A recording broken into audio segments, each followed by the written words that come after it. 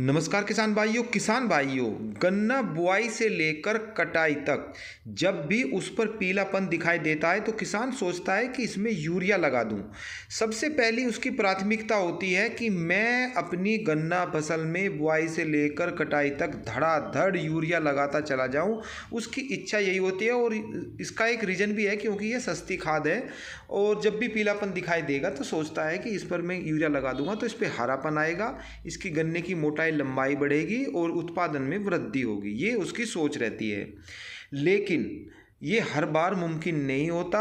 समय के साथ साथ इसका फ़ायदा भी होता है और समय के साथ साथ इसका नुकसान भी होता है। अब वर्तमान स्थिति में किसान भाई के मन में ये बात आ रही होगी कि फ़िलहाल जैसे कि ईख की बंदाई चल रही है तो अब मैं इसमें यूरिया लगा दूं। तो मैं आपको आज की वीडियो में यही जानकारी देने वाला हूं कि इस टाइम यूरिया का फ़ायदा भी है या हवाई ही बात है और नुकसान ही नुकसान होगा, फ़ायदा कुछ नहीं होगा। तो इसी की जानकारी मैं आपको आज की वीडियो में देने वाला हूं। मेरे प्यारे किसान भाइयों, यदि अभी तक आपने A4 चैनल को सब्सक्राइब नहीं किया है तो कृपया करके इसे सब्सक्राइब कर लें और हो सके तो वीडियो को किसान भाइयों में शेयर भी कर दें क्योंकि इसमें आपका कुछ भी नुकसान नहीं होगा। तो चलिए किसान भाइयों, वीडियो को आगे बढ़ाते हैं। किसान भाइयों, इस टाइम वो स्थिति है कि ज़्यादातर किसान भाइयों के जो गन्ने की है वो बंधाई चालू है और ज़्यादातर मन में यही होता है कि बंधाई के बाद एक बार तो कम से कम यूरिया लगा ही दें, उसका फ़ायदा होगा। लेकिन मैं आपको बताऊं कि यूरिया का फ़ायदा इस टाइम कितना होता है। तो जैसे ही आप अपने गन्ना पौधा हो या पेड़ी हो, बंधाई के बाद उसमें जब आप यूरिया लगा देते हो तो जैसे ही वो नमी लेता है तो जड़ों के पास पहुंचता है।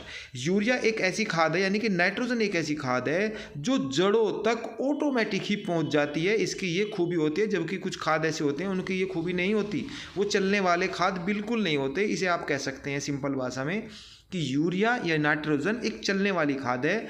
जैसे ही हम इसे गन्ना फसल में लगाते हैं, नमी लेते ही तुरंत ये जड़ों के पास ऑटोमेटिक पहुंच जाती है, ये ज़मीन के अंदर घुस जाता है।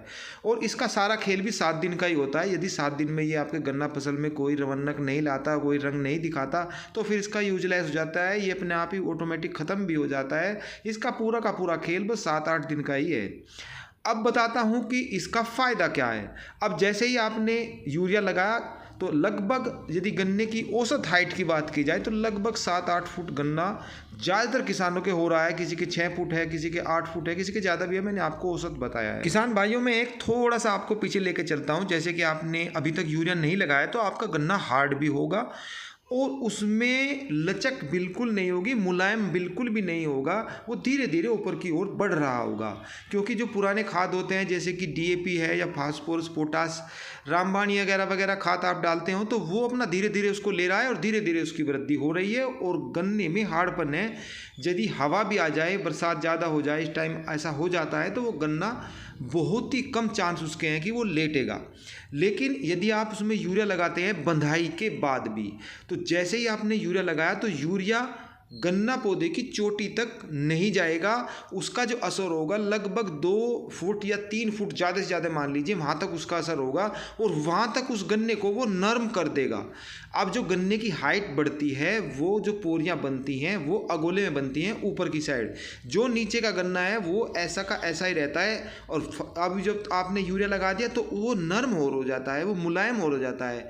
तो बंधाई के बाद यदि आप इस टाइम यूरिया लगाओगे तो मुलायम होने के कारण यदि आप उसकी दूसरी बंधाई या तीसरी बंधाई भी करते हो तो उसमें फ़ायदा कुछ नहीं होता। यदि बरसात हो जाए और तेज़ हवा आ जाए तो उसके लौटने के चांस ज़्यादा हो जाते हैं, यानी कि वो गिर जाता है। उसका कारण यही होता है कि 2 से 3 फुट तक का जो आपका गन्ना है, जो आपने यूरिया लगाया है, वहाँ पर वो मुलायम हो गया है, ज़्यादा ऊपर तक वो खाद नहीं चढ़ा।